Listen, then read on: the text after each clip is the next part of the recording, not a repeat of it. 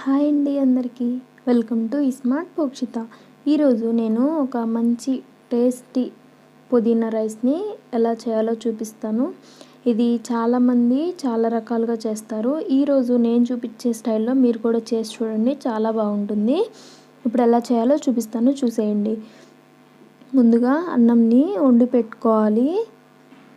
అన్నం పొడి పొడిగానే ఉండాలి, ముద్దగా ఉంటే అసలు బాగోదు. నేనైతే 3 గ్లాసెస్ తీసుకున్నాను. మీకు ఎంత క్వాంటిటీ కావాలంటే అంత తీసుకోండి. దీంట్లోకి ఒక 2 టేబుల్ స్పూన్స్ ఆయిల్ వేసి కలుపుకున్నట్లయితే అస్సలు ముద్ద అనేది రాదు, పొడి పొడిగా వచ్చేస్తుంది.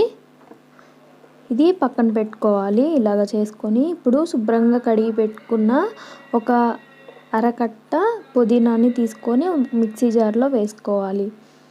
ఇప్పుడు దీంట్లోకి పచ్చిమిరపకాయ ముక్కలు 4 వేసుకోవాలి. నేను దీంట్లోనే వేసుకుంటున్నాను, ఎందుకంటే పిల్లలు పచ్చిమిరపకాయలు తగిలితే తినరు కదా, కాబట్టి నేనైతే దీంట్లో వేసుకుంటున్నాను. మీకు ముక్కలుగా కావాలన్నా ముక్కలు వేసుకోవచ్చు. దీంట్లో కొంచెం వాటర్ వేసి మెత్తగా పేస్ట్ చేసుకోవాలి. ఇలా మెత్తగా పేస్ట్గా చేసుకున్నట్లయితే ఎక్కడ పుదీనా ఆకు అనేది తగలకుండా ఉంటుంది. అప్పుడు పిల్లలు ఈజీగా తినేస్తారు. ఇప్పుడు ఒక బాండీ పెట్టుకొని అందులోకి 2 టేబుల్ స్పూన్స్ ఆయిల్ వేసుకొని దీంట్లోకి కొంచెం ఎండుమిరపకాయలు, అలాగే తాలింపు దినుసులు కూడా అన్నీ వేసుకోవాలి. జీలకర్ర, ఆవాలు, మినపప్పు, పచ్చిపప్పు. మీకు కావాలనుకుంటే దీంట్లోకి అల్లం కూడా వేసుకోవచ్చు, నేనైతే వేయట్లేదు. ఇక్కడ కొంచెం కరివేపాకు వేసుకొని మొత్తం బాగా ఫ్రై చేసుకుంటున్నాను. దీంట్లోకి ఉల్లిపాయలు కూడా పొడవుగా కట్ చేసుకొని వేసుకుంటే బాగుంటుంది.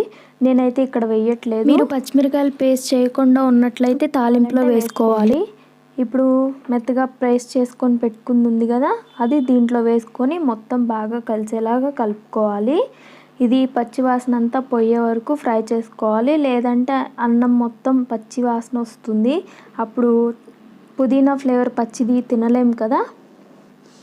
ఇలాగా మొత్తం పేస్ట్ పచ్చివాసన అంతా పోయింది.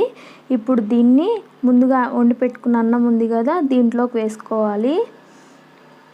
ఆ పేస్ట్ అంతా కూడా దీంట్లో వేసుకొని మొత్తం బాగా కలుపుకోవాలి.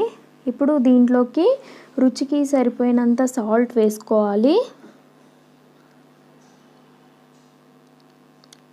సాల్ట్ కూడా వేసుకొని మొత్తం బాగా కలుపుకోవాలి. ఇలా మొత్తం కలిసేటట్టు కలుపుకొని దీన్ని ఒక పక్కన పెట్టుకోవాలి. ఇప్పుడు ఒక బాండీ పెట్టి ఇందులోకి కొంచెం ఆయిల్ వేసుకోవాలి. ఈ ఆయిల్ కొంచెం హీట్ ఎక్కిన తర్వాత దీంట్లోకి వేరుశనగ విత్తనాలు వేసుకోవాలి. మీకు కావాలంటే వేసుకోండి, లేకపోతే అవాయిడ్ చేసుకోవచ్చు, మీ ఇష్టం అది. ఈ వేరుశనగ విత్తనాలు కూడా మొత్తం బాగా ఫ్రై చేసుకోవాలి, గోల్డెన్ బ్రౌన్ కలర్లోకి వచ్చే వరకు. అప్పుడే ఏంటంటే కొంచెం క్రిస్పీగా తగులుతూ బాగుంటాయి నోటికి.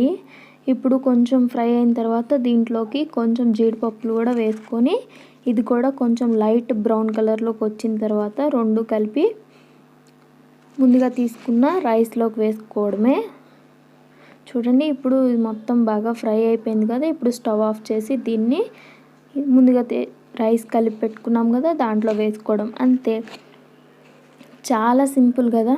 ఎప్పుడైనా కూర చేసే ఓపిక లేకపోయినా, టైం లేకపోయినా ఇలా ఈజీగా పుదీనా రైస్ని చేసి పెట్టేయండి. లంచ్ బాక్స్లోకైనా, బ్రేక్ఫాస్ట్కైనా చాలా అంటే చాలా బాగుంటుంది. ఈ రెసిపీని మీరు కూడా ట్రై చేసి ఎలా వచ్చిందో కమెంట్ సెక్షన్లో కమెంట్ చేయండి. Thank you for watching. అలాగే ఈ వీడియో కానీ మీకు నచ్చినట్లయితే ఒక లైక్ చేసి షేర్ చేయండి, సబ్స్క్రైబ్ చేసుకోండి.